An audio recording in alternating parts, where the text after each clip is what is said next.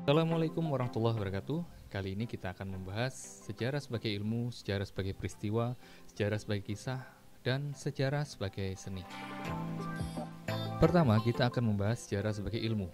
Sejarah dikatakan sebagai ilmu karena merupakan pengetahuan masa lampau yang disusun secara sistematis dengan metode kajian secara ilmiah untuk mendapatkan kebenaran mengenai peristiwa masa lampau.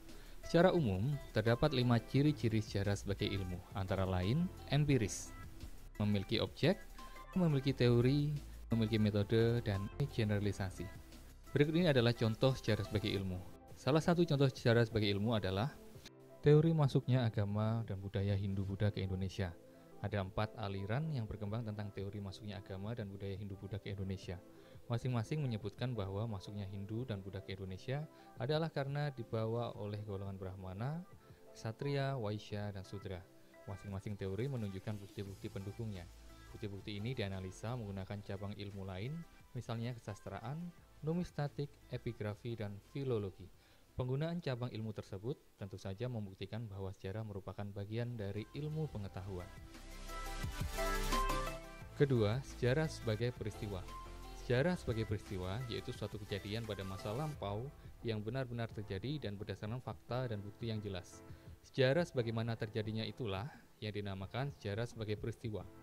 Sejarah sebagai peristiwa memiliki sifat atau karakteristik yaitu objektif, yaitu sejarah berdasarkan hasil kumulatif atau gabungan dari beberapa pendapat para sejarawan yang bersifat fakta dan berdasarkan bukti yang jelas. Kemudian empiris, yaitu berdasarkan data yang sebenarnya. Sebagai contoh, sejarah sebagai peristiwa adalah serangan umum 1 Maret tahun 1949. Serangan umum 1 Maret 1949 adalah peristiwa serangan besar-besaran terhadap kota Yogyakarta oleh pasukan Tentara Nasional Indonesia. Kota Yogyakarta yang kala itu dikuasai oleh Belanda dan sekutunya direbut untuk mempertahankan kemerdekaan Indonesia dan membuktikan kepada dunia internasional bahwa Indonesia merupakan sebuah negara yang merdeka dan memiliki kedaulatannya sendiri. Ketiga, sejarah sebagai kisah. Sejarah sebagai kisah adalah sejarah yang direkonstruksi atau diceritakan kembali berdasarkan penafsiran atau ingatan seseorang. Peristiwa sejarah dapat diceritakan dalam 2 cara, pertama cara tertulis dan yang kedua cara lisan. Secara tertulis, cerita sejarah dapat dibaca dalam buku-buku sejarah, baik buku-buku pelajaran, karya ilmiah, majalah, dan surat-surat kabar. Berikut ini adalah contoh sejarah sebagai kisah yang tertulis adalah tentang biografi Pangeran Diponegoro. Jika ditulis oleh sejarawan Belanda yang pro pemerintah kolonial, maka Diponegoro dalam pikiran dan pendapat sejarawan tersebut dipandang sebagai pemberontak, bahkan mungkin pengkhianat. Akan berbeda jalannya cerita biografi Diponegoro jika ditulis oleh sejarawan yang pro perjuangan bangsa Indonesia. Diponegoro akan dikatakan sebagai pahlawan.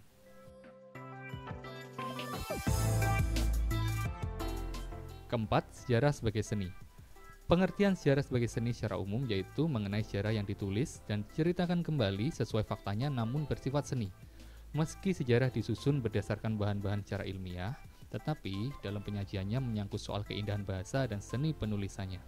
Sejarah bisa dikategorikan sebagai seni karena perlunya intuisi, imajinasi, emosi, dan gaya bahasa yang termasuk sebagai karya seni dalam menuliskan sejarah supaya menjadi menarik. Tetapi, sejarah tidak benar-benar seni secara mutlak karena dalam proses penelitiannya dilakukan secara ilmiah. Adapun contoh sejarah sebagai seni adalah seni arsitektur dan seni pahat. Beragam bangunan bersejarah seperti candi, benteng, masjid, keraton, hingga gaya hunian rumah adat adalah contoh sejarah sebagai seni yang berwujud secara nyata dalam bentuk arsitektur. Untuk mengamati fungsi dan anatomi dari bagian-bagian benda arsitektur tersebut, di masa sekarang, kita membutuhkan pengetahuan tentang rasa, baik berupa intuisi, emosi, maupun imajinasi. Berikutnya seni pahat. Seni pahat adalah sebuah seni yang dikaryakan masyarakat masa silam dalam bentuk 3 dimensi. Seni pahat dipelajari dan diteliti menggunakan pengetahuan tentang rasa. Pada beberapa candi peninggalan kerajaan Hindu-Buddha di Indonesia, karya seni pahat dapat kita temukan dalam bentuk relief, sehingga bisa menjadi gambaran peradaban masyarakat terdahulu. Oleh karena itu, seni pahat bisa menjadi suatu contoh sejarah sebagai seni. Itu tadi ulasan kita mengenai sejarah sebagai ilmu, sejarah sebagai peristiwa, sejarah sebagai kisah, dan sejarah sebagai seni.